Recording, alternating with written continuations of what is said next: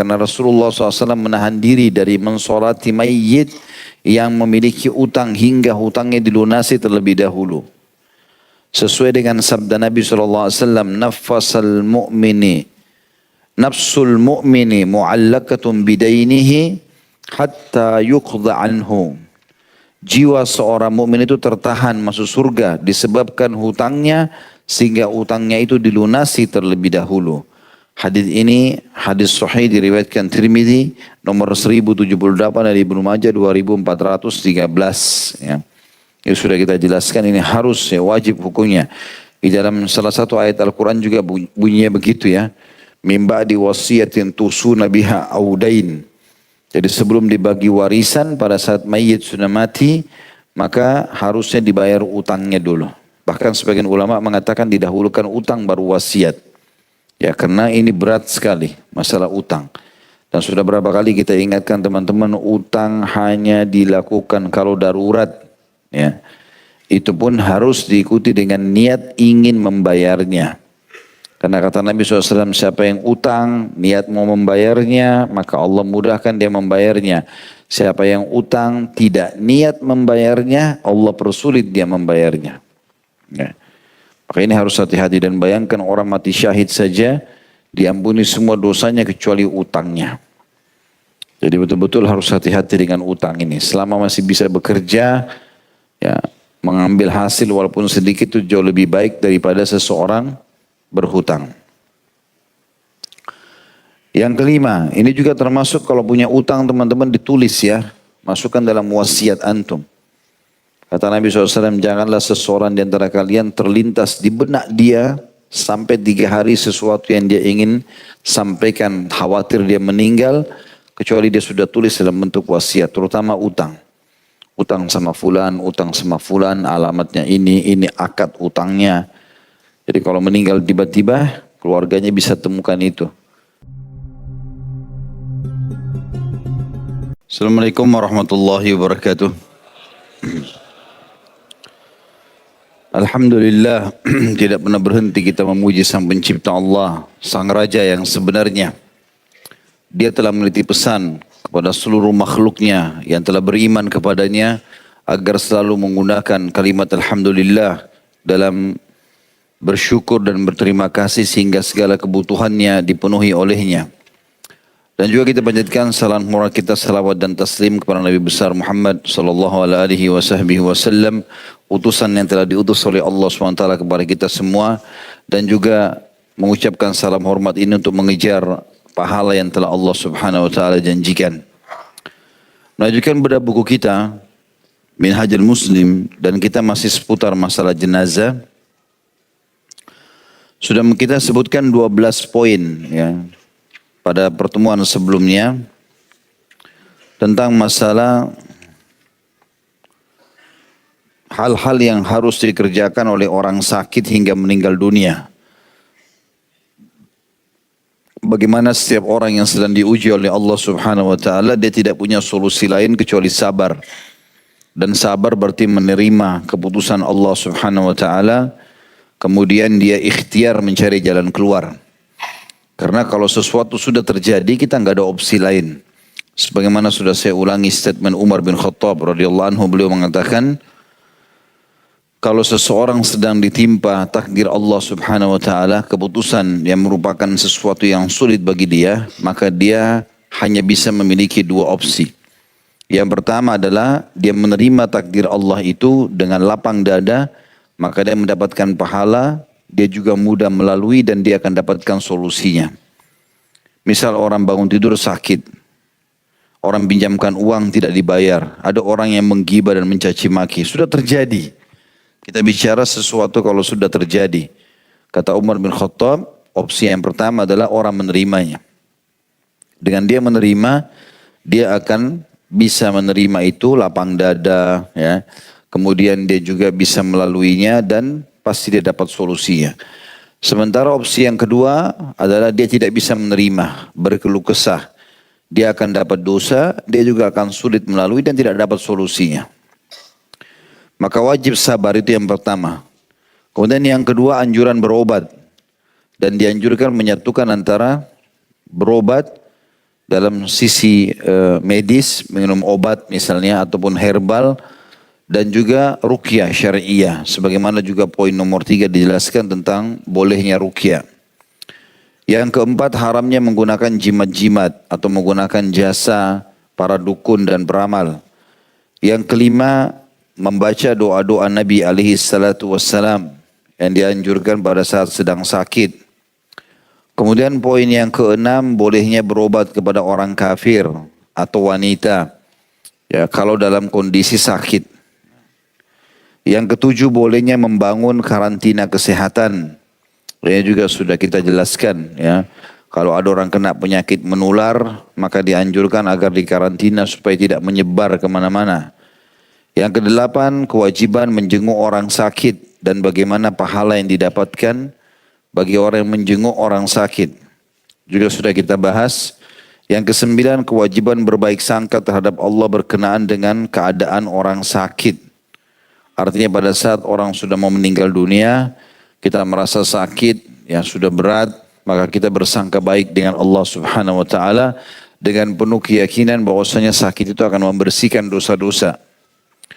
Yang ke-10, ditalkin atau mentalkin orang yang sedang menghadapi kematian dengan mengucapkan la ilaha illallah. Nah, terus dibisikkan di kupingnya agar itu kalimat terakhir yang dia ucapkan. Yang ke-11, menghadapkan wajah orang yang sedang menghadapi kematian ke arah kiblat. Kemudian yang ke-12 yang terakhir adalah memejamkan kedua mata orang yang meninggal dunia dan menutupinya dengan kain. Nah, ini terjadi pada Abu Salamah radhiyallahu an. Bagaimana pada saat dia meninggal Nabi SAW menutup kelopak matanya, kemudian ditutup juga dengan kain setelah itu. Baik, kita tidak ulangi lagi itu. Sekarang kita masuk ke materi kedua, masih berhubungan dengan seputar jenazah. Hal-hal yang harus dilakukan berkenaan dengan kematian seseorang dari semenjak kematiannya hingga penguburannya. Ini seperti fase kedua. Tadi itu masih sakit sampai meninggal dunia. Kalau sudah meninggal, dari pas kematian dia sampai penguburan, apa yang harus dilakukan? Yang pertama kata Syekh Abu Bakar Jazair rahimahullah, mengumumkan kematiannya. Dianjurkan supaya mengumumkan kematian seorang muslim kepada kerabatnya, sahabat-sahabatnya, dan orang-orang saleh dari penduduk negerinya, agar mereka menghadiri jenazahnya. Dalam sebuah hadis yang sahih dijelaskan bahwa Rasulullah SAW mengumumkan kematian Raja Najasyi kepada orang-orang ketika ia meninggal dunia. Sebagaimana beliau juga memberitahukan kematian Zaid, Ja'far dan Abdullah bin Rawaha radhiyallahu anhum ajma'in saat mereka gugur sebagai syuhada di medan perang, tepatnya di perang Mu'tah di Jordan. Tetapi pengumuman kematian seseorang dilarang dilakukan di jalan-jalan dan di tempat pintu-pintu masjid, atau di depan pintu-pintu masjid dengan suara keras dan teriakan, karena pengumuman kematian yang demikian dilarang dalam syariat.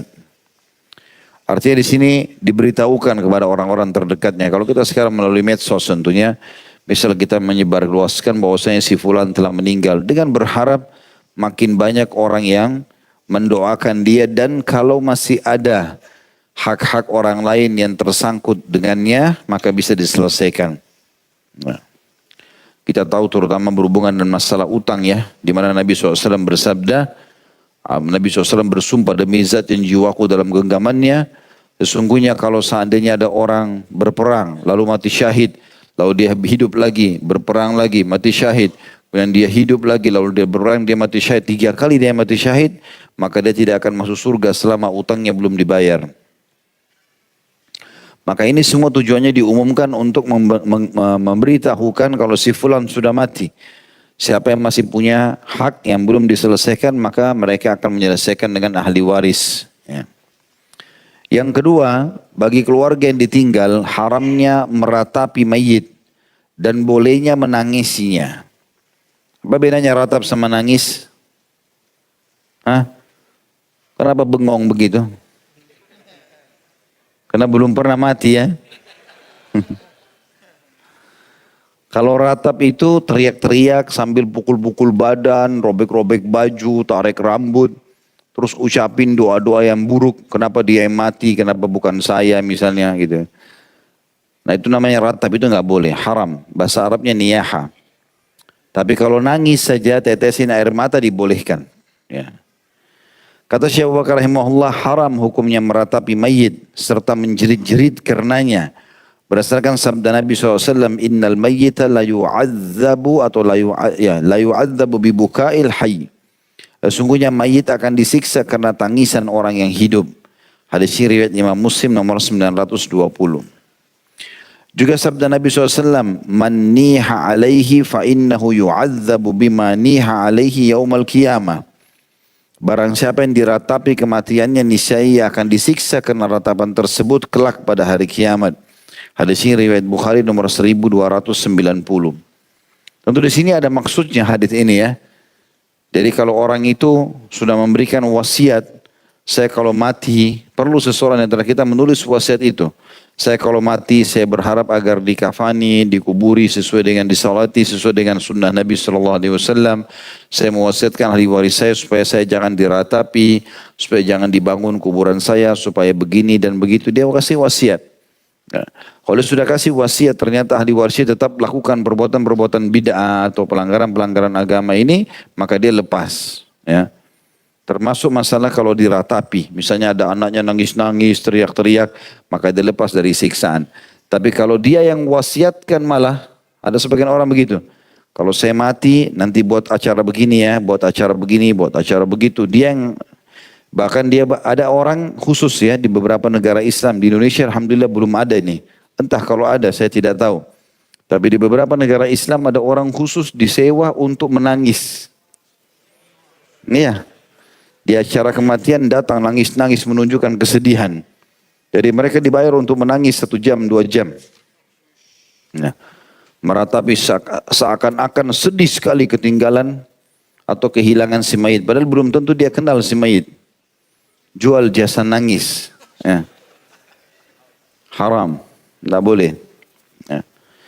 Nah ini dimaksud di sini, si mayit akan disiksa dengan ratapan atau bila ada orang keluarganya meratapinya, ini kalau dia wasiatkan supaya keluarganya lakukan itu. Kalau dia berlepas diri, maka dia enggak kena dalam hadis ini. Ya.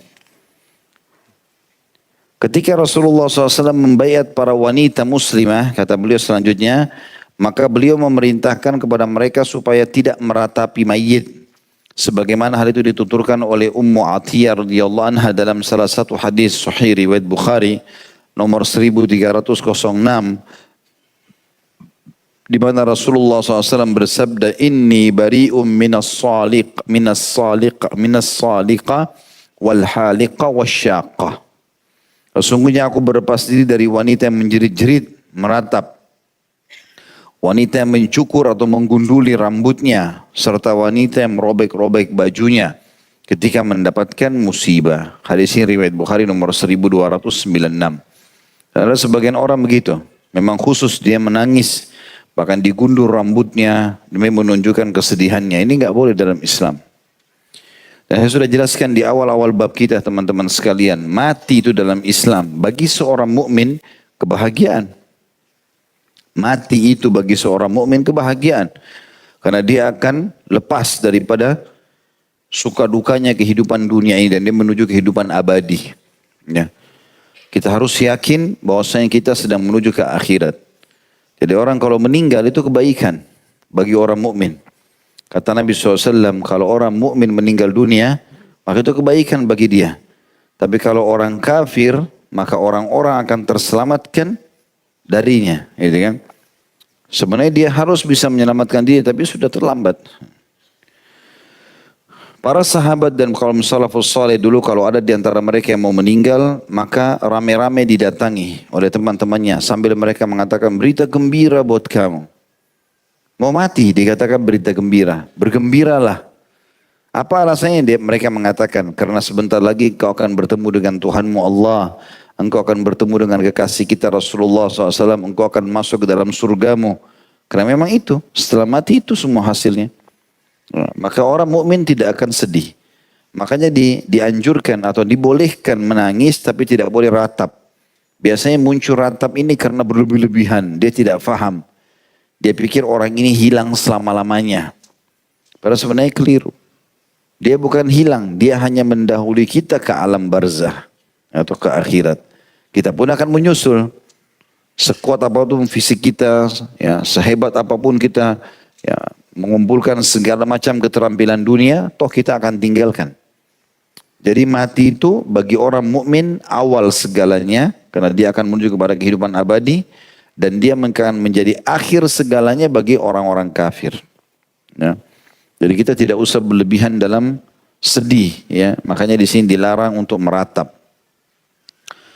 Adapun menangis kata beliau, maka hal itu dibolehkan berdasarkan sabda Rasulullah SAW ketika putranya yang bernama Ibrahim wafat. Nabi SAW sambil tetesin air mata, beliau mengatakan, Innal aina tadma' wal qalba yahzan, wa la naqulu illa ma yurdi rabbana, wa inna bifirakika ya Ibrahimu lamahzunun. Sesungguhnya mata itu berlinang air mata. Hati ini sedih.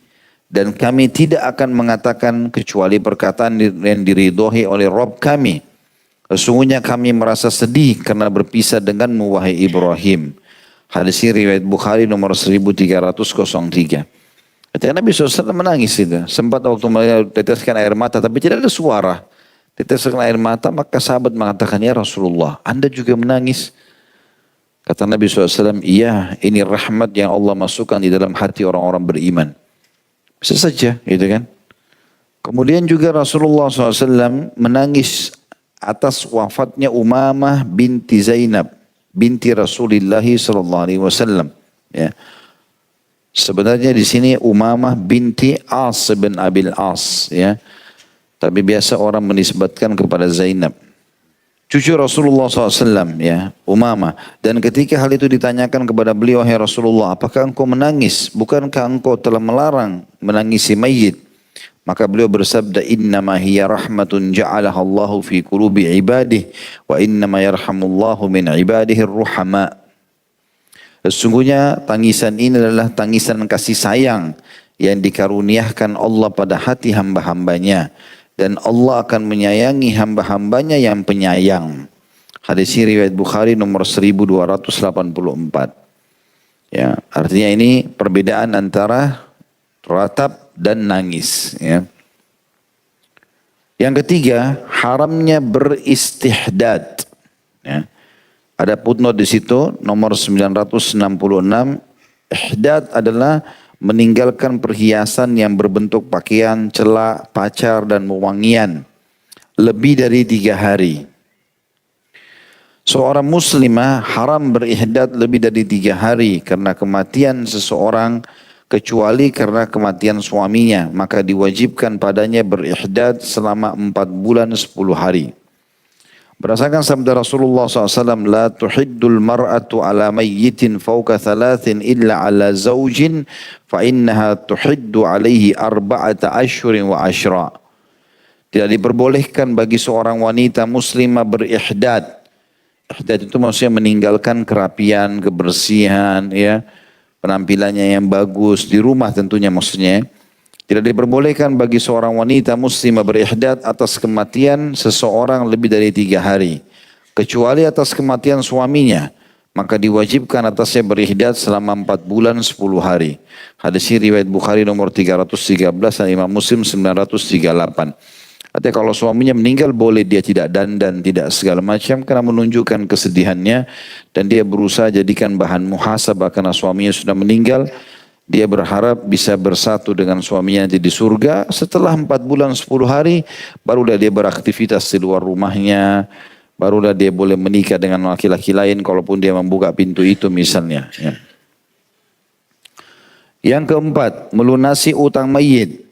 Dianjurkan supaya menyegerakan melunasi utang mayit jika ia memiliki hutang. Karena Rasulullah SAW menahan diri dari mensolati mayit yang memiliki utang hingga hutangnya dilunasi terlebih dahulu. Sesuai dengan sabda Nabi SAW, nafsul mu'mini mu'allakatun bidainihi hatta yuqda anhu. Jiwa seorang mukmin itu tertahan masuk surga disebabkan hutangnya sehingga hutangnya itu dilunasi terlebih dahulu. Hadis ini hadis sahih diriwayatkan Tirmidzi nomor 1078 dari Ibnu Majah 2413 ya. Ya sudah kita jelaskan ini harus ya, wajib hukumnya. Di dalam salah satu ayat Al-Quran juga bunyinya begitu ya. Mimba di wasiyatin tusuna biha audain. Jadi sebelum dibagi warisan pada saat mayit sudah mati, maka harusnya dibayar utangnya dulu. Bahkan sebagian ulama mengatakan didahulukan utang baru wasiat. Ya karena ini berat sekali masalah utang. Dan sudah berapa kali kita ingatkan teman-teman, utang hanya dilakukan kalau darurat. Ya. Itu pun harus diikuti dengan niat ingin membayarnya.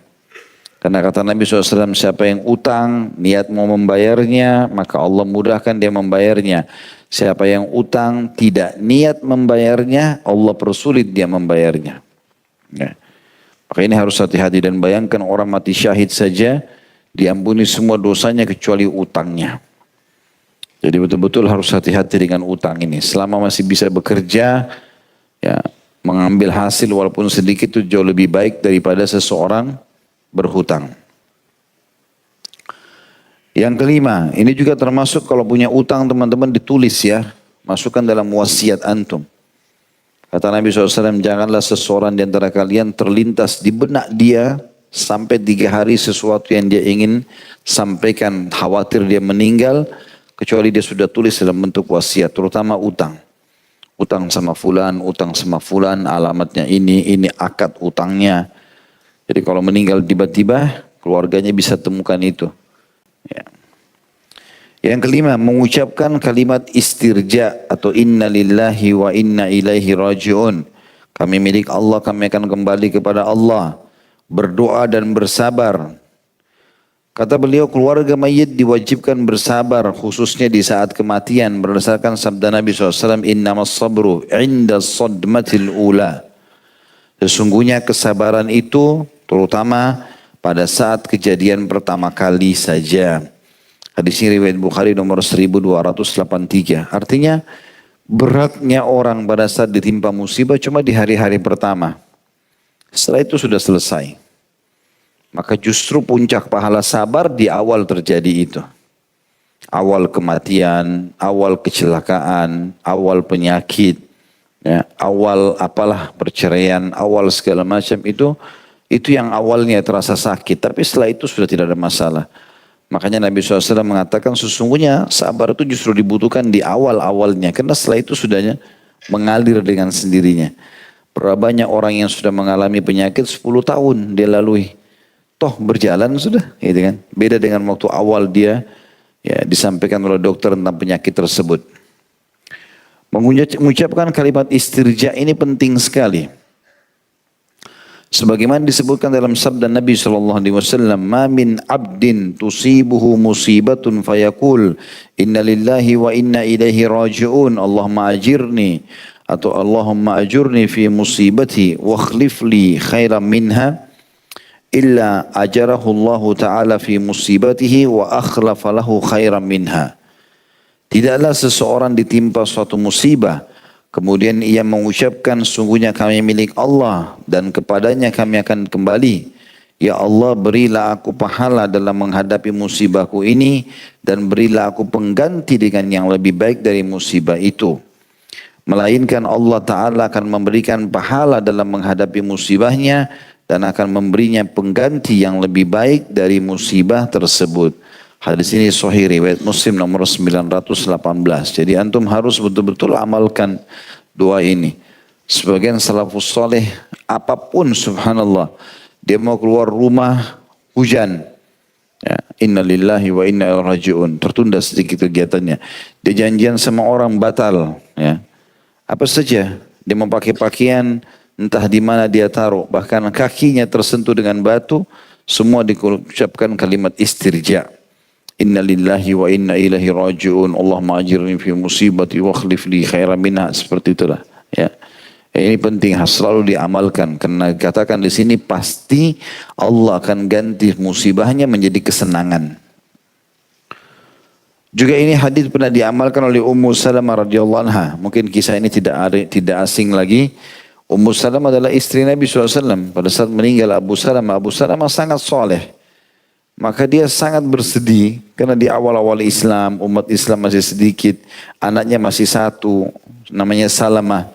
Maka dipanggil Abu Salamah, dia juga dipanggil Ummu Salamah. Maka dia bilang, saya lalu mendengar sabda Nabi SAW hadis ini. Siapa tidak ada seorang muslim, tidak ada seorang hamba yang ditimpa musibah, kemudian dia mengatakan inna lillahi wa inna ilaihi raji'un, kami milik Allah, kami akan kembali kepada Allah. Allahumma ajirni fi musibati wa akhlif li khairan minha. Ya Allah tolonglah kami dalam musibah kami ini dan gantikan yang lebih baik. Maka saya terus bertanya, kata beliau, saya sekarang dalam musibah suami saya meninggal. Kira-kira siapa yang lebih baik daripada Abu Salamah yang akan menjadi suami saya? 3 bulan dia bilang saya amalkan doa tersebut. Setelah itu datang lamaran Nabi SAW. Maka dia mengatakan, maka saya yakin doa ini karena memang Nabi SAW jelas lebih baik daripada Abu Salamah. Juga sabda Nabi SAW, yaqulullahu ta'ala, mali abdil mu'min indi jazaan idza qabattu safiyata min ahli dunya thumma ihtasabahu illa al-jannah. Allah Ta'ala berfirman, tidak ada balasan bagi hambaku yang mukmin di sisiku ketika aku mengambil atau mewafatkan orang yang dicintainya dari penghuni dunia, kemudian ia bersabar dan mengharapkan ganjarannya, melainkan balasannya adalah surga.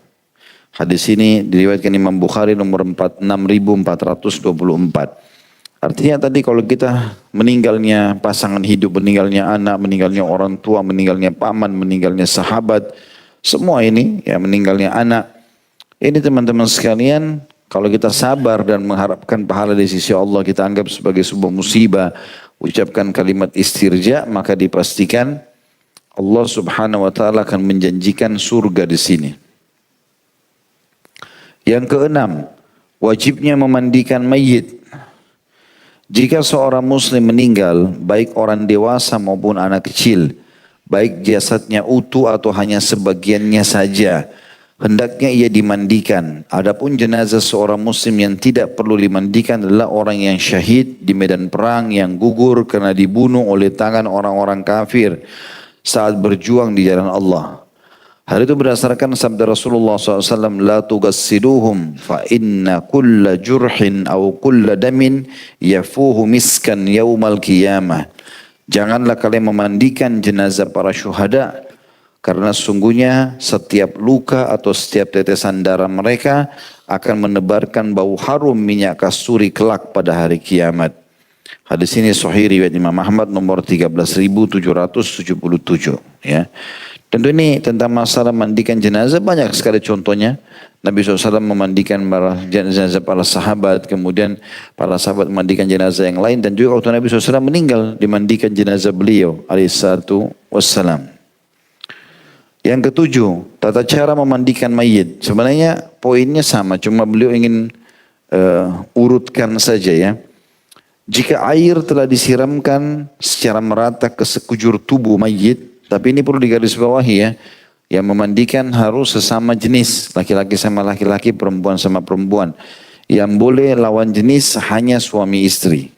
Orang tua sama anak, anak sama orang tua pun tidak boleh. Ya. Jika air telah disiramkan secara merata ke sekujur tubuh mayit, maka hal itu dianggap cukup. Tetapi tata cara memandikan mayit yang dianjurkan serta dianggap sempurna adalah sebagai berikut. Hendaklah mayit diletakkan di atas suatu benda yang agak tinggi, dan hendaklah orang yang memandikannya adalah orang-orang yang terpercaya serta soleh, sehingga dia tidak sebarkan aib-aibnya, gitu kan. Kalaupun terjadi sesuatu yang tidak diinginkan, segala macam, ada luka atau apalah ya, mungkin ada cobaan Allah SWT terhadap mayit tersebut, maka itu semua bisa dijaga sebagai amanah. Bahkan dianjurkan kalau dimandikan, maka di bagian atas tubuh mayit ditaruhkan kain, tapi agak tinggi sedikit, yang cukup orang yang mandikan itu masukkan tangannya, ya, sehingga dia tidak harus melihat seluruh tubuh tersebut. Berdasarkan sabda Nabi SAW, dia gesilu mautakumul ma'munun. Selayaknya orang-orang yang memandikan mayit di antara kalian adalah orang-orang yang terpercaya. Hadis ini diriwayatkan Ibnu Majah nomor 1461. Tentu ini hadis ini dilemahkan oleh sebagian ulama, tapi umumnya diamalkan ya, karena memang orang-orang amanah harusnya dijadikan sebagai orang-orang yang memandikan mayit tadi ya. Kalau dalil tentang bolehnya suami istri itu ada riwayat yang sahih. Kalau Nabi SAW bersabda kepada Aisyah radhiyallahu anha dan mengatakan, wahai Aisyah, andai saja kau mati duluan, maka aku akan memandikan jenazahmu. Atau akan memandikan dan mengurus jenazahmu. Tapi memang takdirnya Allah berbeda, Nabi Muhammad SAW lebih dulu meninggal. Kemudian menekan perut dengan pelan supaya kotoran yang ada di dalamnya keluar. Lalu memakai sarung tangan dan berniat memandikannya. Lalu membasuh kemaluannya dan membersihkan kotoran yang ada di sekitarnya. Lalu melepaskan sarung tangan dan mewudukkannya sebagaimana wuduk sholat. Lalu berusaha atau membasuh sekujur tubuhnya dimulai dari anggota tubuh yang paling atas hingga anggota tubuh yang paling bawah sebanyak 3 kali. Dari kepala sampai ke kaki. Jika dipandang belum bersih, maka boleh membasuhnya hingga 5 kali. Dan pada basuhan yang terakhir memakai sabun dan sejenisnya. Jika mayitnya seorang muslimah, maka gelung rambutnya dibuka dan membasuhnya. Kemudian mengelungkannya kembali. Karena Rasulullah SAW telah memerintahkan supaya rambut putri beliau dilakukan seperti itu saat jenazahnya dimandikan. Hadis ini riwayat Bukhari nomor 1260. Kemudian tubuhnya ditaburi kamper serta diolesi minyak wangi atau wangian lainnya. Tentu ini dikuatkan dengan banyak penjelasan ulama yang lain ya. Dianjurkan juga air ditaruh daun bidarah. Ya, sebagaimana hadis-hadis sahih menjelaskan masalah itu. Diambillah beberapa lembar daun bidara, dicemplungin di air lalu dimandikan. Ya. Terus sunnah Nabi SAW juga dibersihkan seluruh tubuhnya. Titik-titik yang kira-kira ada kotoran, hidung, kuping, ya, daerah mata, ini dibersihkan, digosok. Ya. Kemudian perut ditekan tadi, terutama daerah pusarnya supaya keluar semua kotoran. Dan saya pernah lihat di salah satu jenazah yang lagi dimandikan, kebetulan saya hadir di situ pada saat itu, salah satu kerabat kami. Saya lihat ada tempat yang bagus, jadi tempat seperti khusus untuk mayit, dibuat dari aluminium ya. Dan itu cukup bagus karena ada seperti jarak-jarak yang mayit ditidurin di situ, dan itu air bisa jatuh ke bawah langsung. Lalu ada selang yang khusus dibuang ke kamar mandi. Jadi nggak berserakan kemana-mana. Ya. Itu pun tempatnya bisa ditutup. Jadi seperti peti orang mati sebenarnya ya. Kalau bentuknya lebih tepatnya begitu. Cuman dia memang kotak, ditaruh jenazah di situ lalu dimandikan. Ya, jadi air leluasa jatuh dan terbuang langsung ke tempat pembuangan air. Ini juga lebih baik ya. Dan ini boleh menggunakan sampo, sabun ya. Dan pada saat mewudukkannya, maka di bagian hidung dan mulut cukup diletakkan air saja. Sehingga tidak banyak air yang masuk ke dalam tubuhnya ya. Yang kedelapan, mayit yang tidak bisa dimandikan wajib ditayamumkan sebagai penggantinya. Jika tidak ditemukan air untuk memandikan jenazah atau seorang laki-laki meninggal dunia di tengah-tengah kaum wanita, atau seorang perempuan atau wanita mati di tengah-tengah kaum pria, hendaklah ia ditayamumkan, selanjutnya dikafani, lalu disolati serta dikuburkan. Tayamum menjadi pengganti mandi ketika jenazah tidak dapat dimandikan, seperti halnya orang yang junub, di mana ketika ia tidak sanggup mandi karena ada uzur, maka dibolehkan baginya bertayamum lalu mengerjakan solat. Berdasarkan sabda Nabi SAW, "Idza matatil mar'atu ma'a rijalin laisa ma'hum imra'atun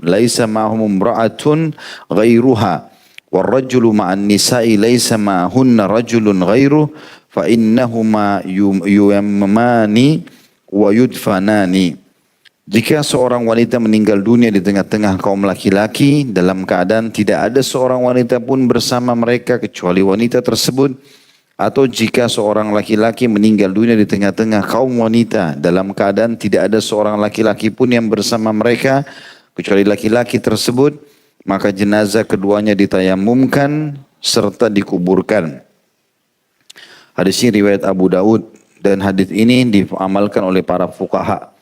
Jadi misal terjadi perjalanan, kalau zaman dulu kan orang pakai unta, pakai kuda, Ada suami istri jalan, kemudian berjalanlah sama kafilah, semuanya laki-laki di situ.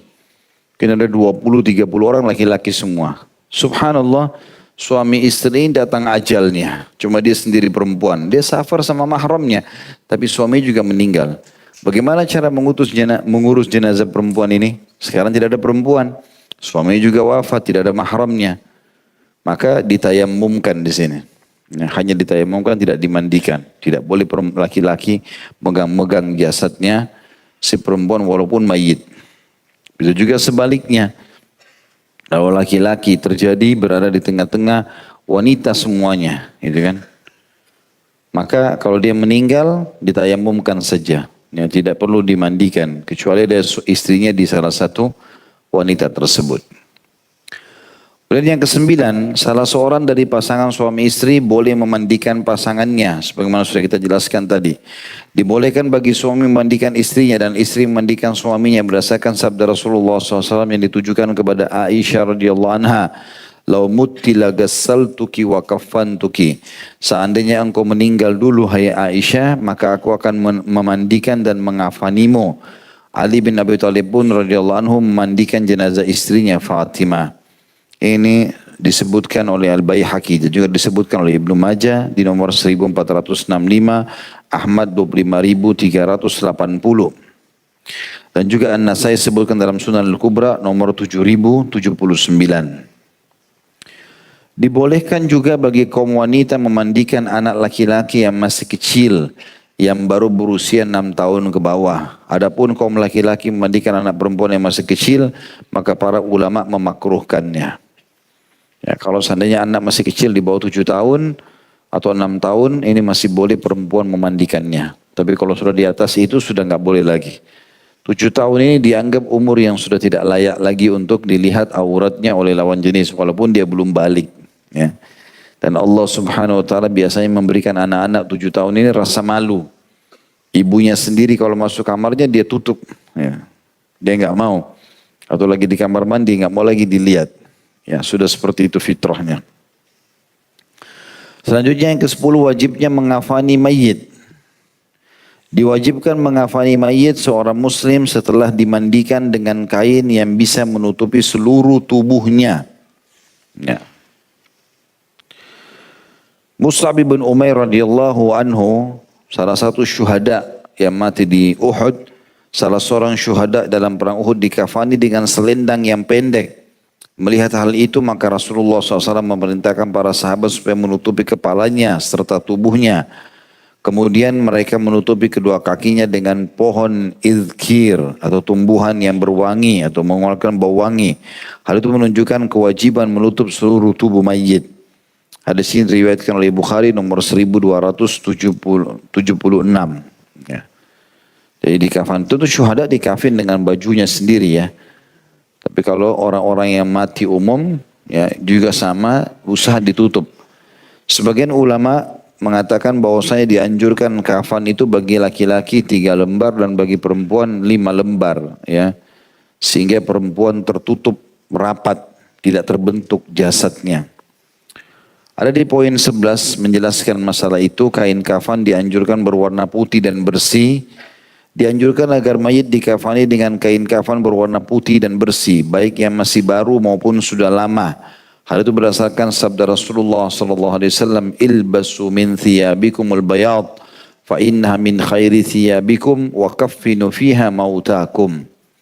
Pakailah pakaianmu yang berwarna putih, karena itu adalah sebaik-baik pakaianmu dan kafanilah mayitmu dengannya. Hadis ini riwayat Tirmidzi nomor 994 dan beliau mensahihkannya.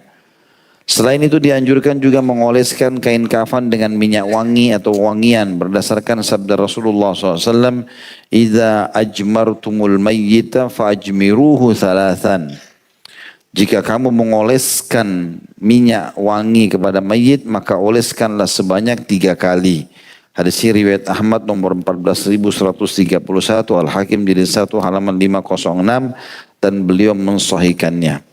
Ya, sebagian ulama mengambil hikmah dari masalah ini, kalau mayit saja diwajibkan dimandikan, dikafani dengan bersih, dibersihkan kotoran badannya, dibubuhi minyak wangi, pakainya bagaimana dengan orang hidup, ya. Karena ini memang jasad dipinjamkan oleh Allah Subhanahu wa taala dan akan dikembalikan dengan cara baik. Oleh karena itu orang yang hidup lebih layak untuk merawat badannya, ya, yang sedang Allah Subhanahu wa taala amanahkan. Adapun kain kafan untuk mayit laki-laki berjumlah 3 lapis kata beliau. Dan untuk mayit perempuan wanita berjumlah 5 lapis. Rasulullah SAW sendiri dikafani dengan 3 lapis kain kafan yang terbuat dari kapas, ya. Di situ ada footnote nomor 962, kain sululia atau kain kapas dari Yaman, ya.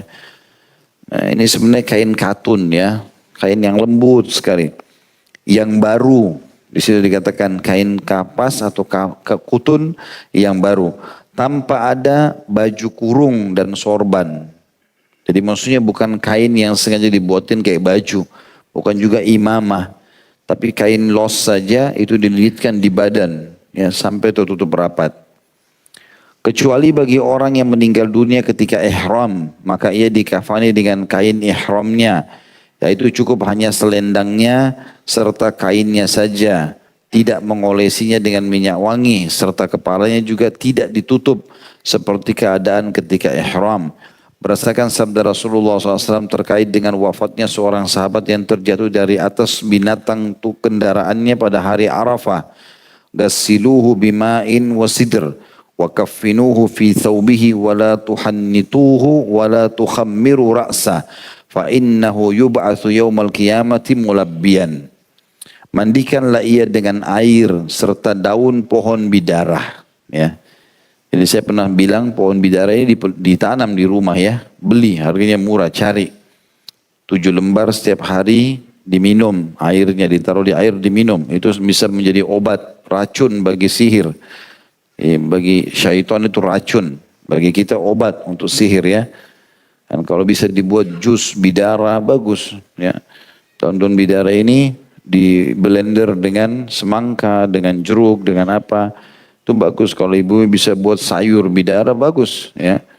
Jadi rutin dipakai karena ini memang dipakai dalam hadis memang mengobati sihir. Untuk mayit juga dipakai, cemplungin di air, ya. Baru kemudian dimandikan si mayit.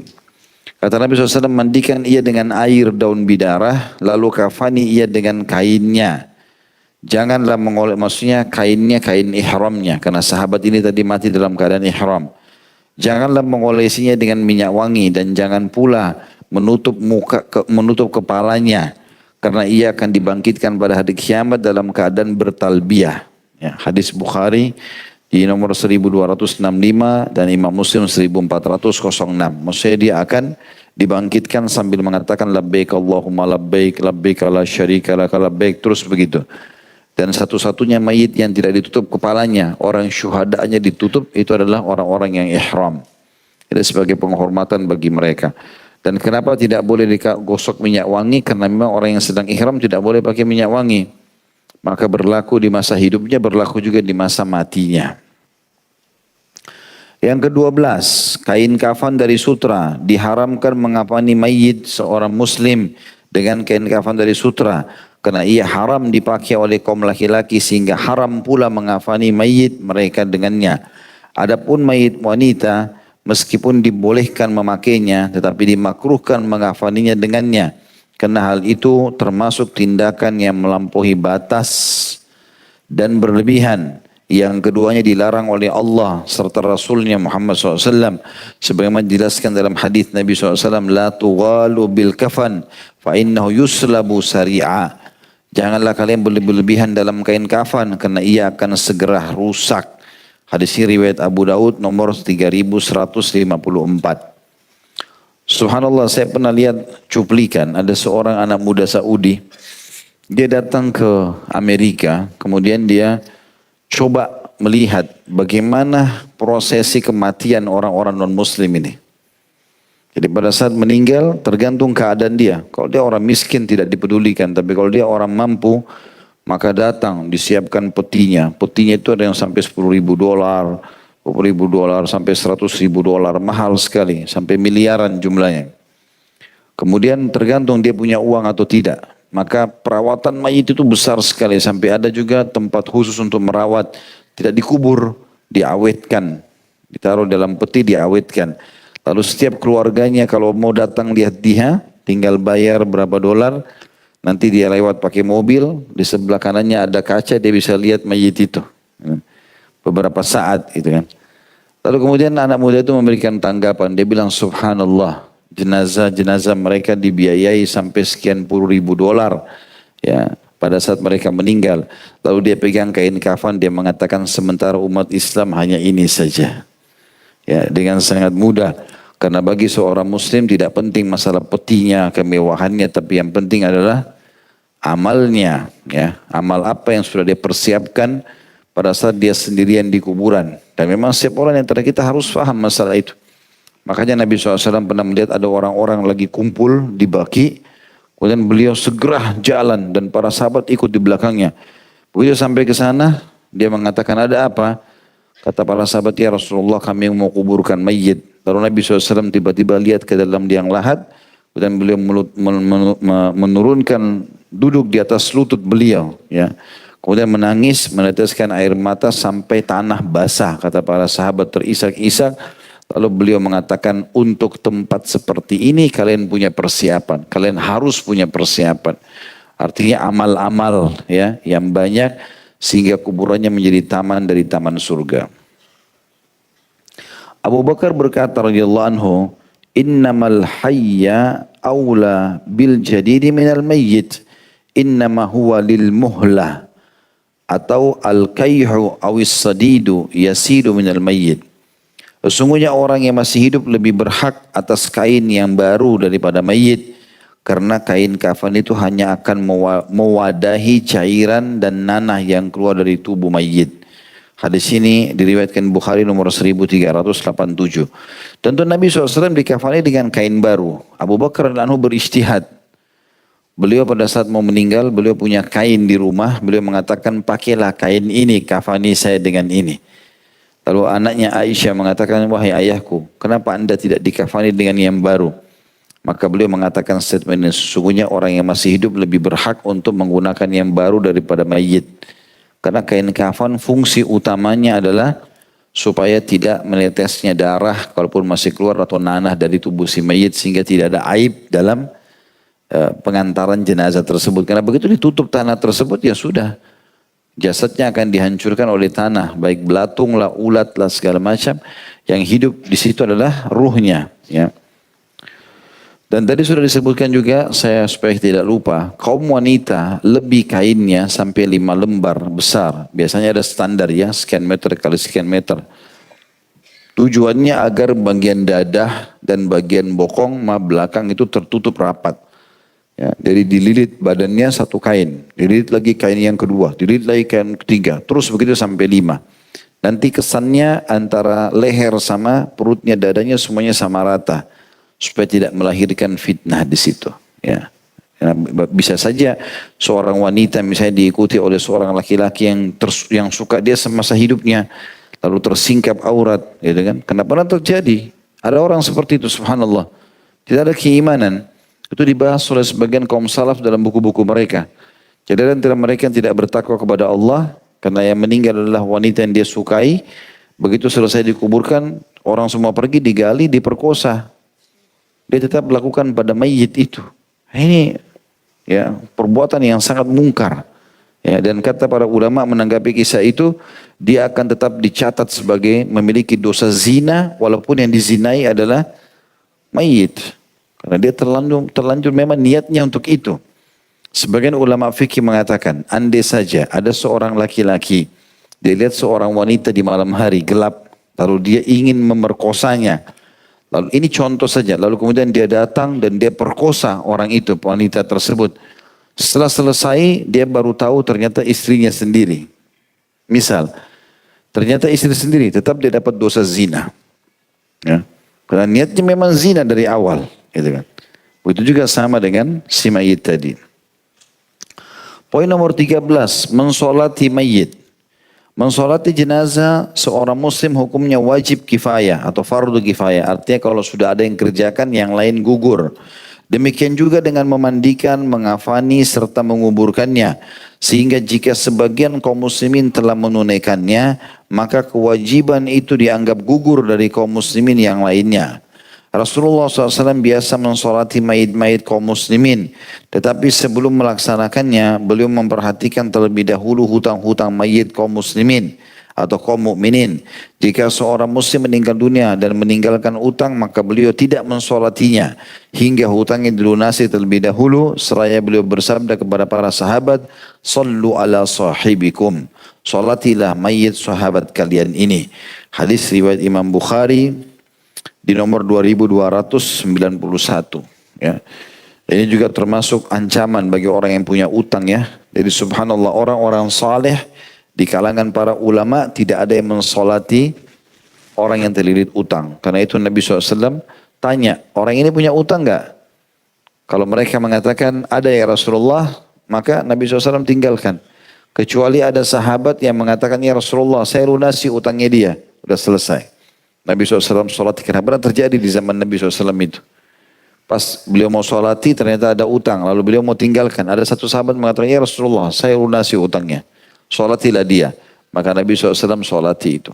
Tapi tetap boleh disolati oleh umumnya muslimin.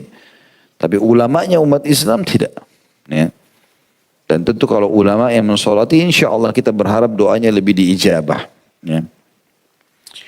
Yang ke-14, syarat sahnya solat mayit. Dalam solat mayit disyaratkan sebagaimana persyaratan dalam solat biasa, yaitu harus suci, berwudu ya, dari hadas dan najis, menutup aurat serta menghadap kiblat, karena Rasulullah SAW menyebutnya dengan solat sebagaimana sabda beliau, sallu ala sahibikum, solatlah atau solatkanlah teman kalian ini. Dengan demikian maka ditetapkan atasnya persyaratan sebagaimana persyaratan dalam solat biasa. Ya. Nanti ada poin ke-16 tata cara solat mayit ya. Yang ke-15, hal-hal yang diwajibkan dalam solat mayit. Hal-hal yang diwajibkan dilakukan dalam solat mayit ialah berdiri bagi orang yang mampu, lalu niat sebagaimana sabda Nabi SAW, innamal a'malu binniyat. Sesungguhnya seluruh amal tergantung pada niatnya. Hadis Bukhari nomor 1. Membaca Al-Fatihah atau mengucapkan pujian dan sanjungan kepada Allah. Itu takbir yang pertama. Yang kedua membaca salawat atas Nabi SAW. Membaca takbir 4 kali, berdoa dan salam. Itu rincian globalnya. Tata caranya yang secara rinci adalah poin ke-16. Adapun tata cara solat mayit adalah sebagai berikut. Hendaklah mayit atau beberapa mayit diletakkan dalam posisi menghadap kiblat. Kemudian imam berdiri dan makmum berdiri di belakangnya. Dibuat 3 baris atau lebih. Berdasarkan sabda Nabi SAW, man shalla alaihi thalathatu sufufin faqad aujabat. Barang siapa yang disolatkan oleh 3 saf, niscaya hal itu mewajibkan mayit masuk surga. Hadis ini riwayat Tirmidzi nomor 1028 dan beliau menghasankannya. Artinya makin ramai yang solati dan mendoakan, maka ada jaminan surga baginya. Selanjutnya mengangkat kedua tangan sambil berniat menunaikan sholat mayit. Adapun beberapa mayit jika mayitnya banyak, seraya membaca Allahu Akbar, kemudian membaca Al-Fatihah atau memanjatkan pujian dan sanjungan kepada Allah Subhanahu wa taala, lalu bertakbir dan mengangkat kedua tangannya jika berkenan, atau membiarkan keduanya menempel pada dadanya dengan posisi tangan kanan diletakkan di atas tangan kiri. Selanjutnya membaca salawat atas Nabi SAW sebagaimana salawat atas Nabi Ibrahim AS, salawat yang ditahiyat. Lalu bertakbir, jika berkenan hendaklah mendoakan mayit, kemudian salam atau langsung mengucapkan salam 1 kali setelah takbir yang keempat. Berdasarkan keterangan di dalam sebuah riwayat bahwa ketentuan dalam sholat mayit hendaklah imam bertakbir membaca Al-Fatihah setelah takbir pertama dengan suara pelan yang cukup didengar oleh dirinya, lalu membaca salawat atas Nabi SAW dan mengkhususkan doa bagi mayit di dalam takbir, serta tidak perlu membaca bacaan apapun saat bertakbir, lalu mengucapkan salam dengan suara yang pelan dan cukup didengar oleh dirinya sendiri. Artinya 4 kali takbir. Takbir yang pertama Allahu Akbar, kemudian dia baca Al-Fatihah tanpa iftitah, tanpa surah. Yang kedua Allahu Akbar, gitu kan? Ini bisa angkat tangan, bisa tetap di dada, mulutnya saja bilang Allahu Akbar. Dua-duanya ini dipegangi oleh umumnya ulama, cuma khilaf di antara mereka, ya.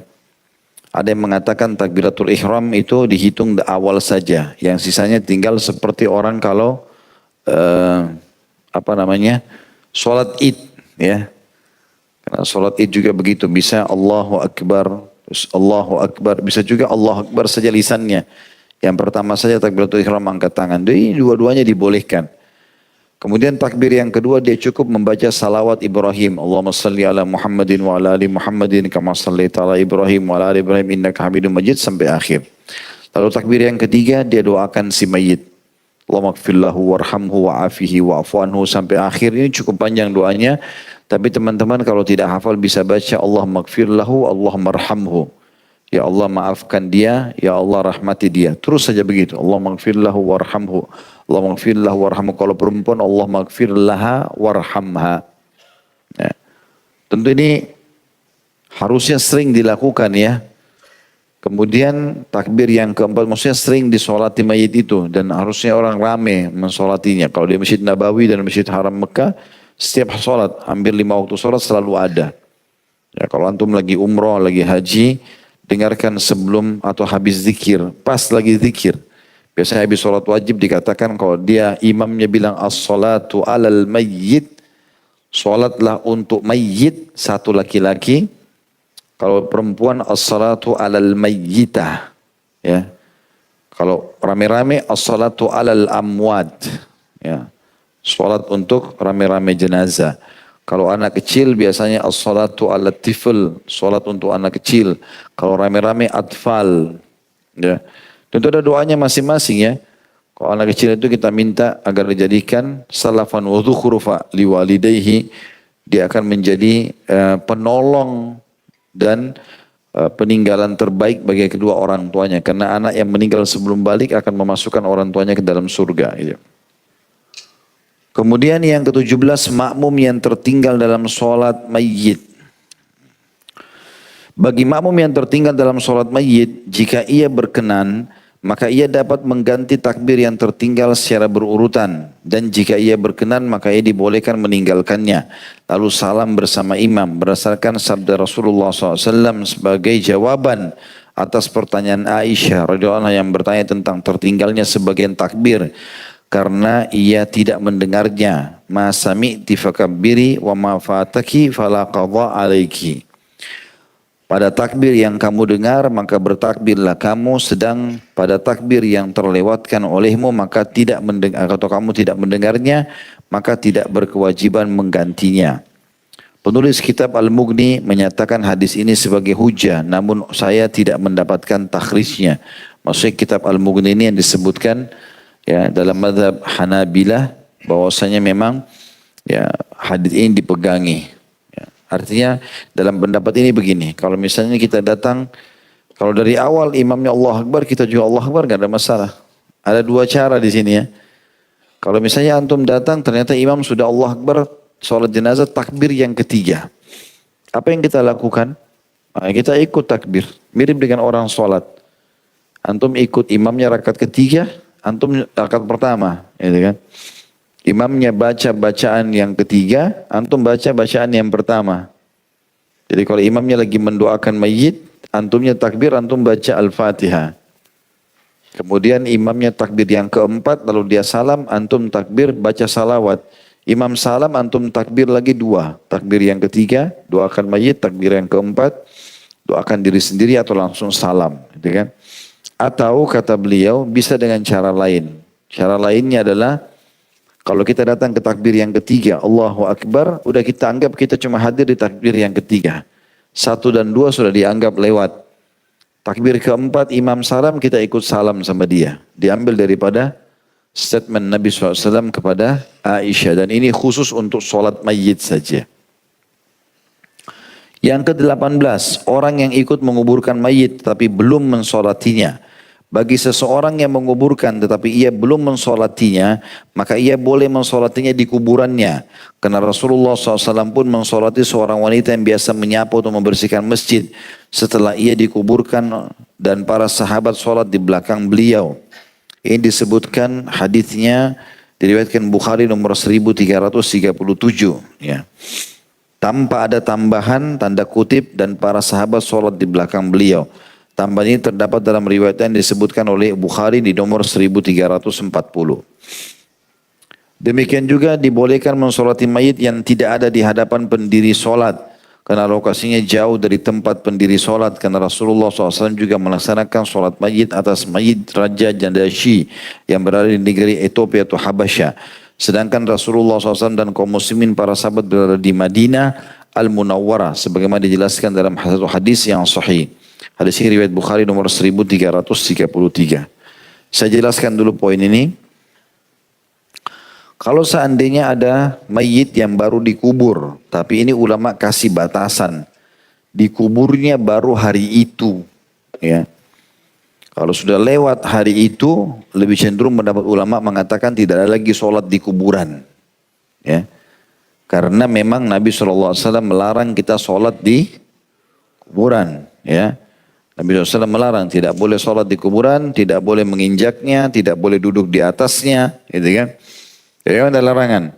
Maka kata para ulama, sikap Nabi SAW mensolati wanita yang biasa menyapu masjid itu karena meninggal hari itu. Ya. Jadi Nabi SAW biasanya kalau habis sholat lihat ada satu ibu nyapu-nyapu masjid. Terus saja berjalan sampai satu waktu Nabi lihat habis sholat gak ada ibu itu. Kalau Nabi SAW tanya para sahabat, mana ibu yang biasa nyapu? Mereka bilang meninggal tadi ya Rasulullah di waktu duha. Waktu itu kebetulan waktu duhur. Lalu kemudian Nabi SAW bilang, kenapa kalian tidak beritahukan kepadaku kalau dia meninggal? Mungkin aku bisa ikut ya mengantar jenazahnya. Tunjukkan di mana kuburannya, para sahabat menunjukkan. Lalu Nabi SAW sholat di atas kuburan. Dan itu terjadi hanya karena wanita tersebut meninggal hari itu. Ya, meninggalnya hari itu. Karena kalau dibuka pintu ini, bahwasanya semua orang mati yang tidak sempat disolati, maka boleh disolati, berarti kita juga boleh solati para syuhada Uhud sekarang. Kita juga boleh solati para syuhada Badar. Kita boleh solati orang yang meninggal 1000 tahun lalu, 2000 tahun lalu kan gitu. Makanya dibatasi karena memang sikap Nabi SAW solati ini, itu hanya terjadi pada wanita itu. Ya, itu poin berhubungan dengan paragraf ini. Poin yang lain tentang masalah bagaimana Nabi SAW dalam hadis Bukhari ini mensolati jenazahnya Najasyi. Nah ini juga ada bahasan para ulama. Najasyi ini tinggal di Ethiopia. Dan pada saat dia meninggal, pada saat Najasyi meninggal, ya pendapat yang kuat mengatakan para sahabat Nabi itu sudah meninggalkan Ethiopia. Enggak ada muslim di sana. Ja'far bin Abi Thalib dan teman-temannya itu udah pulang semua. Pas perang Khaybar mereka pulang. Jadi di sana cuma ada Najasyi sendiri. Dan Najasyi ini seorang pendeta yang menyembunyikan keislamannya. Sehingga pada saat dia mati, nggak ada satupun muslim yang mensolatinya. Maka Nabi SAW mensolati jenazahnya. Jadi disolat gaibkan.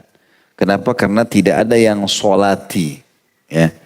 Maka disolat gaibkan. Nah, tapi sekarang tentu ada pendapat juga, ya sebagian orang yang mengatakan bahwasanya boleh mensolati mayit, ya walaupun sudah disolati, maka selalu ada solat gaib yang dirutinkan, gitu kan?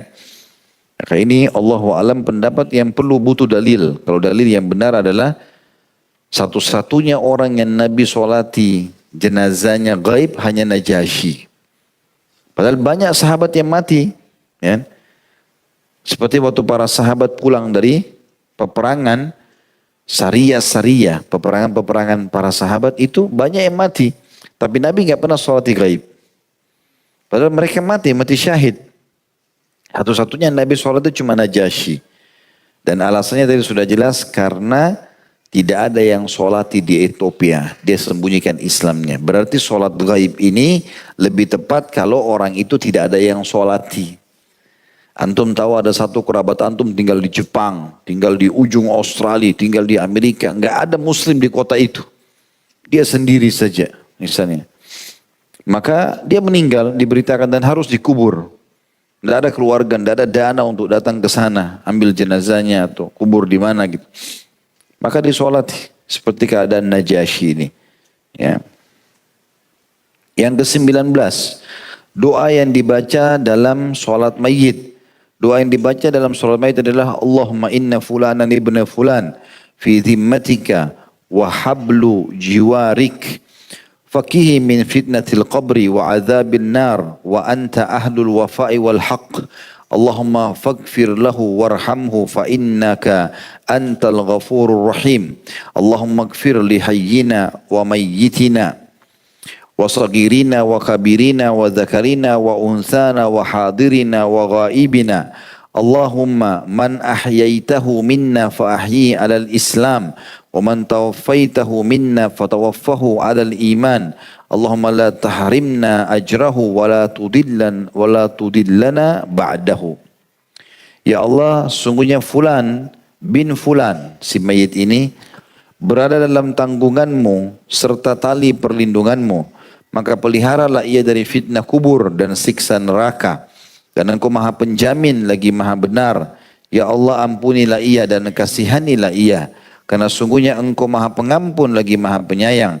Ya Allah, berilah ampunan bagi orang yang masih hidup di antara kami, orang-orang yang telah mati di antara kami, anak kecil kami, orang dewasa kami, kaum laki-laki kami, kaum perempuan atau wanita kami, orang yang hadir di antara kami, orang yang tidak hadir di antara kami. Ya Allah, orang yang Engkau hidupkan di antara kami, maka hidupkanlah ia dalam keadaan berpegang teguh kepada agama Islam. Dan orang yang Engkau matikan di antara kami, maka matikanlah ia dalam keadaan beriman. Ya Allah, janganlah Engkau halangi kami atas pahala kematiannya dan janganlah Engkau sesatkan kami sepeninggalnya. Ya, artinya makna potongan akhir hadis ini adalah doa ini, ya Allah, buatlah kami bisa meraih dan mengerjakan amal-amal soleh yang pernah dia kerjakan dan jangan sampai kami sesat setelah dia meninggal. Artinya supaya jangan kami terjerumus dalam dosa-dosa ya, yang bisa membuat kami jauh dan hanya disiksa pada saat meninggal. Itu kalau orang dewasa. Tentu ada banyak pilihan doa ya. Kalau kita search di Google ada banyak sekali pilihan doa, tapi ini diantaranya. Sedangkan jika mayitnya anak-anak, maka doanya ialah sebagai berikut. Allahumma ja'alhu liwalidayhi salafan wa dhukhran wa farata wa thakkil bihi mawazinahum wa a'zim bihi ujurahum wa la tahrimna wa iyyahum ajrahu wa la taftinna wa iyyahum ba'dah. Allahumma alhiqhu bisalihi salafil mu'minina fi kafalati Ibrahim wa abdilhu daran khairan min darihi wa ahlan khairan min ahlihi wa afihi min fitnatil qabr wa min adzabi jahannam. Ya Allah, jadikanlah dia bagi kedua orang tuanya sebagai persembahan, simpanan serta penghaturan amal saleh, artinya penyelamat dia di akhirat. Beratkanlah timbangan amal kebaikan mereka karenanya, maksudnya karena si mayit anak ini, serta banyakkanlah pahala mereka karenanya. Janganlah engkau halangi kami dan orang tua kami atas pahala kematiannya, dan janganlah menjadi fitnah bagi kami serta orang tuanya sepeninggalnya. Ya Allah, pertemukanlah dia dengan orang-orang mukmin yang saleh yang telah wafat lebih dahulu, yang berada di dalam jaminan pengasuhan Nabi Ibrahim, dan berilah ia rumah yang lebih baik daripada rumahnya di dunia, serta keluarga yang lebih baik daripada keluarganya di dunia. Peliharalah dia dari fitnah kubur dan siksa neraka jahannam. Ini tentu ada alasannya doa ini ya. Karena Nabi SAW waktu Isra dan Mi'raj, beliau mengatakan aku dipertemukan atau diperlihatkan Ibrahim AS di langit ketujuh.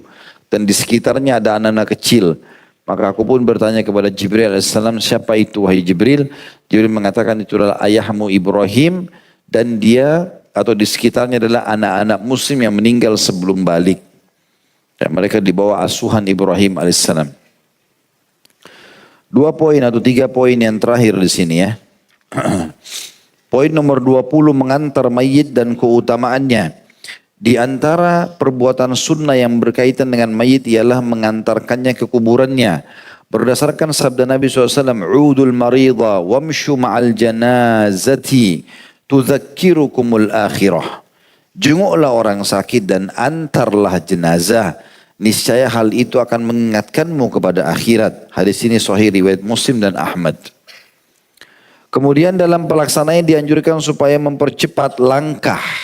Ya. Memang buru-buru mengantar jenazah. Berdasarkan sabda Rasulullah SAW, asri'u fa in taku salihatan fa khairun tuqaddimunaha ilaih wa in taku siwa dhalika fa syarrun tada'unahu ar-riqabikum. Bersegeralah kalian dalam mengantarkan jenazah, karena jika ia termasuk jenazah yang soleh, maka itu adalah kebaikan yang mana kalian berikan atau mengantarkan jenazah itu kepadanya. Kalau dia orang soleh, memang dia berharap segera diantar ke kuburan. Dan itu kebaikan yang kalian berikan. Namun jika sebaliknya, dia orang buruk, berarti kejelekan yang telah kamu turunkan dari pundakmu. Hadis ini diriwayatkan oleh Imam Bukhari nomor 1315. Tentu ada hadis lain ya, yang kata Nabi SAW, kalau itu orang soleh maka dia akan mengatakan, sungguh gembira karena akan membawanya, gitu kan. Dan kalau dia orang kafir maka dia mengatakan sungguh celaka, kalian akan bawa kemana. Ruhnya akan berkata begitu pada saat jenazahnya diantar. Kemudian para pengantarnya dianjurkan supaya berjalan di depannya, karena kanan Nabi SAW wa Abu Bakar wa Umar yamshuna amamal janazah. Nabi SAW, Abu Bakar serta Umar berjalan di depan jenazah ketika mengantarnya. Hadis ini riwayat Abu Daud nomor 3179, An-Nasai 1944. Jadi tentu juga baik kalau seandainya orang memikul ya. Biasanya orang kalau sudah paham dia gonta-ganti mikul jenazah itu. Ya, kemudian hadir sampai selesai pemakaman ya. Sebagaimana sabda Nabi SAW, man atba'a janazata muslimin imanan wa ihtisaba wa kana ma'aha hatta yusalli 'alaiha wa yafrugha min dafniha fa innahu yarji'u min al-ajri bi qirataini kullu qiratin mithlu Uhud wa man shalla 'alaiha thumma raja'a qabla an tudfana fa innahu yarji' bi qirat. Barang siapa yang mengantarkan jenazah seorang muslim karena iman dan mengharapkan pahala dari Allah. Artinya kenal tidak kenal. Selama ada mayit dia ikut antar ke kuburan. Selama itu muslim. Dan sebelumnya ia telah menyertai jenazah hingga mensolatinya. Dan selesai menguburkannya, maka ia akan pulang dengan membawa pahala 2 qirat. Di mana setiap qirat itu sebesar gunung Uhud. Artinya seperti 2 gunung Uhud pahalanya. Dan barang siapa yang hanya ikut mensolatinya, kemudian ia pulang sebelum jenazah itu dikuburkan, maka ia akan pulang membawa pahala 1 qirat atau 1 gunung. Hadis ini hadis sahih diriwayatkan oleh Imam Bukhari nomor 47. Ya. Jadi dianjurkan teman-teman sekalian kita jadi dari solati sampai dikuburkan. Walaupun kita cuma nunggu sebentar ya. Sampai selesai dimakamkan maka sudah cukup mendapatkan 2 pahala gunung. Poin nomor 21, hal-hal yang dimakruhkan saat mengantar mayit. Dimakruhkan bagi kaum wanita ikut mengantar jenazah ke kuburannya. Berdasarkan keterangan diturunkan oleh Ummu Atiyah radhiyallahu anha, nuhina an nattabi'al janaza nuhina an nattabi'al janaiza wa lam yu'zam alaina. Kami dilarang ikut mengantar jenazah, hanya saja larangan tersebut bukanlah suatu kemestian bagi kami. Hadis ini riwayat Muslim nomor 938. Artinya bukan haram tapi makruh. Ya. Ini itu ada rincian para ulama. Kalau Imam Qurtubi rahimahullah mengangkat pendapat-pendapat ulama mengatakan kalaupun darurat harus mengantar jenazah, maka yang ikut antar jenazah adalah orang-orang tua dari kaum wanita. Dan bukan anak-anak muda. Karena tujuan mengantar jenazah mengingatkan akhirat. Tapi kalau anak-anak muda apalagi tidak tutup aurat, tabarruj, bercanda-bercanda di kuburan, maka ini bisa merusak tujuan utama mengantar jenazah. Ya. Juga dimakruhkan mengeraskan suara di hadapan jenazah ketika berzikir, membaca Al-Quran dan lainnya. Karena para sahabat Rasulullah SAW memakruhkan mengeraskan suara dalam 3 hal. Yaitu saat berada di hadapan jenazah, saat berzikir dan saat berperang. Hadis ini riwayatkan Ibnu Munzir dari Qais bin Ubadah radhiyallahu anhum ajma'in. Jadi ini pernah terjadi juga Hasan Basri rahimahullah ya. Beliau antar jenazah, beliau berzikir ya. Beliau berzikir tapi zikirnya tidak besar, kecil saja subhanallah alhamdulillah sambil berzikir secara pribadi. Rupanya ada muridnya tanya, "Kenapa Anda berzikir hai imam?" Ya. Maka dia mengatakan, "Diamlah dan berzikirlah. Karena sesungguhnya yang sedang kita antar sudah enggak bisa berzikir lagi." Tapi tentu pribadi. berzikir pribadi. Kalau rame-rame tidak ada sunnahnya. Juga dimakukan duduk sebelum jenazah diturunkan dari pundak orang-orang yang memikulnya. Berdasarkan sabda Nabi SAW, "Idza atba'tumul janazah fala tajlisu hatta tudha'u bil ard." Jika kalian mengantarkan jenazah maka janganlah kalian duduk sehingga jenazah diletakkan dahulu di atas tanah. Hadis ini hadis sahih riwayat Bukhari nomor 1310 dari Imam Muslim 959. Dan ini luar biasanya Islamnya sampai mayit pun dihormati. Ya, sebelum diturunkan ditaruh di pinggir liang lahat, tidak boleh ada yang duduk dulu, berdiri. Gitu. Sampai dia sudah ditaruh baru kemudian boleh kita istirahat sejenak. Itu pun tidak boleh duduk di atas kuburan. Ya, ada larangan masalah itu. Poin nomor 22 adalah menguburkan mayit. Yang dimaksud dengan menguburkan mayit adalah menguruk tubuh mayit secara merata dengan tanah. Itu ada footnote nomor 1000 di situ ya. Orang yang tenggelam di laut dan meninggal dunia, hendaklah ia ditunggu 1 atau 2 hari untuk dikuburkan di daratan. Jika kondisinya belum berubah. Lalu jika tidak memungkinkan dibawa ke daratan sebelum kondisinya berubah, hendaklah dimandikan dan disolati kemudian mengikatkan sesuatu padanya yang dapat memberatinya dan menenggelamkannya ke laut. Begitulah fatwa yang disampaikan oleh para ulama. Jadi kayak misalnya orang mati di tengah lautan, kapalnya di situ. Untuk cari daratan nggak memungkinkan. Mayit juga nggak mungkin dibiarkan. Kalau masih ada kota terdekat, kampung terdekat, pulau terdekat bisa ditaruh, bagus dikuburkan. Kalau enggak, maka diberikan beban pada tubuhnya kemudian ditenggelamkan ke lautan. Dianggap itu adalah kuburan dia. Kalau dalam kondisi tidak memungkinkan dibawa ke daratan. Dan hukumnya ialah wajib kifayah. Berdasarkan firman Allah Subhanahu wa taala, "Tsumma amatahu fa'akbarah." Ya, kemudian dia mematikannya dan memasukkannya ke dalam kubur. Abasa ayat 21. Sebagai penutup di materi kedua kita ini adalah dalam menguburkan mayit terdapat beberapa ketentuan hukum sebagai berikut. Poin A-nya, mendalamkan kuburan dalam ukuran sekiranya binatang buas atau burung pemakan bangkai tidak mungkin menjangkau mayit dan menutupi baunya. Sebab jika tercium keluar niscaya akan menyebarkan bau tidak sedap. Hal ini berdasarkan sabda Rasulullah SAW, "Ihfiru wa a'miqu wa ahsinu wadfinul ithnaini wa thalatha fi qabrin wahid." Faqalu man nuqaddimu ya Rasulullah? Qala qaddimu aktsaruhum Qur'ana. Galilah, dalamkanlah dan perbaguslah. Sebagian ulama mengatakan, ya kalau seseorang yang dewasa berdiri maka masih ada ukuran lebih sedikit 1 jengkal dari kepalanya, ya sehingga betul-betul memang pasti kalau jenazah diturunkan baunya tidak akan keluar. Karena Nabi SAW mengatakan itu dalamkanlah, galilah, dalamkanlah dan perbaguslah, artinya kotaknya rapikan. Lalu kuburlah 2 atau 3 jenazah dalam satu kuburan. Ini para syuhada pada saat itu ya. Menandakan dalil boleh satu kuburan ditaruh beberapa jenazah. Para sahabat bertanya, ya Rasulullah, siapa yang kami dahulukan masuk yang paling bawah? Baru kemudian ada mayit lagi di atasnya. Rasulullah SAW bersabda, dahulukanlah dari mereka yang lebih banyak hafalan Al-Qur'annya. Hadis ini riwayat Tirmidzi nomor 1713 dan beliau mensahihkan itu.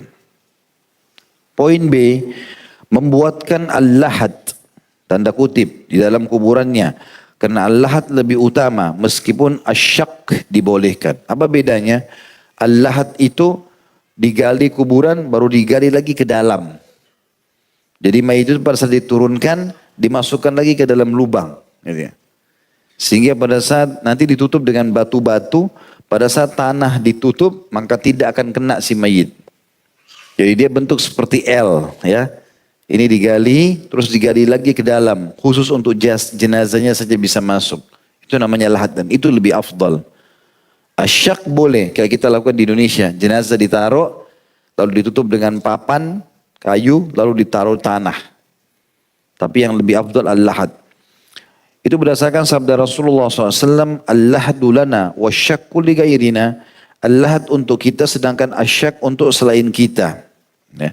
Hadis ini riwayat Ahmad nomor 18.677 dan Abu Daud 3.208, Tirmidzi 1045. Ya.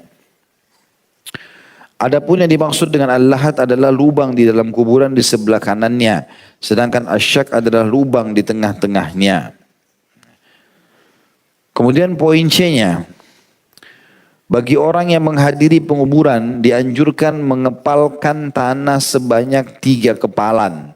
Setiap yang hadir buat kepalan kayak bola gitu ya. Kemudian dia ikut melemparkan ke dalam kuburan dari arah kepala mayit. Maksudnya bukan ke mayitnya tapi di sekitarnya sampai terpenuhi. Tentu sekarang kebanyakan orang sudah langsung pakai skop kemudian memasukkan tanah ya. Sunnah Nabi itu sebelum itu memang sunnahnya membuat kepalan-kepalan tanah walaupun tidak semua orang yang hadir lalu dilemparkan ke tempat tersebut baru kemudian diturunkan tanahnya. Hikmahnya apa Allahu a'lam. Tapi sunnah Nabi SAW begitu. Jadi bagi orang yang menghadiri penguburan dianjurkan mengepalkan tanah sebanyak 3 kepalan dan melemparkannya ke dalam kuburan dari arah kepala mayit. Maksudnya kalau misalnya ini lahatnya, mayit ditaruh di sini, maka orang dianjurkan dari sebelah sini melemparkan gumpalan tadi. Ya. Jadi setiap orang yang mau lempar dia ke arah sini lalu dilempar ke dalam. Jadi ke arah lubang itu, ya, ke arah lubang itu. Saya ulangi, poin C-nya bagi orang yang menghadiri penguburan dianjurkan mengepalkan tanah sebanyak 3 kepalan dan melemparkannya ke arah kuburan dari arah kepala mayit karena Rasulullah SAW pun melakukan hal itu sebagaimana dijelaskan hadis Ibnu Majah nomor 1565 dengan sanad yang tidak dipermasalahkan. Poin D-nya, mayit dimasukkan dari ujung belakang kuburan. Jadi kalau misalnya ini kita anggap kuburan, maka di sini bagian kepalanya misalnya maka dimasukkan dari sini, ya. Di bagian kakinya, dari bagian kakinya. Mayit dimasukkan dari ujung belakang kuburan. Jika hal tersebut dipandang mudah, kemudian menghadapkannya ke kiblat dan memiringkannya ke sebelah kanan, lalu membuka tali pengikat kain kafannya. Jadi kalau misalnya ini kiblat kan ke sana ya, tapi kita anggap kalau kiblat ke sana. Anggap saya sekarang sedang menaruh jenazah di meja ini dan menghadapkan wajahnya ke arah kiblat. Jadi dia punggungnya membelakangi kiblat. Dihadapkan ke arah kiblat. Seperti itu yang dimaksud dalam perkataan di sini. Kemudian setelah itu memiringkan badannya ke kanan dan membuka tali ikatan kepalanya. Ya. Kemudian membaca Bismillahi wa ala millati Rasulillah dengan menyebut nama Allah dan menetapi agama Rasulullah. Karena Rasulullah SAW pun melakukan hal itu. Hadis ini diriwayatkan oleh Abu Daud nomor 3213, Al-Hakim jadi 1 halaman 520 dan beliau mensahihkannya. Ya. Tapi ini nggak ada hubungannya dengan masalah pocong-pocong ya.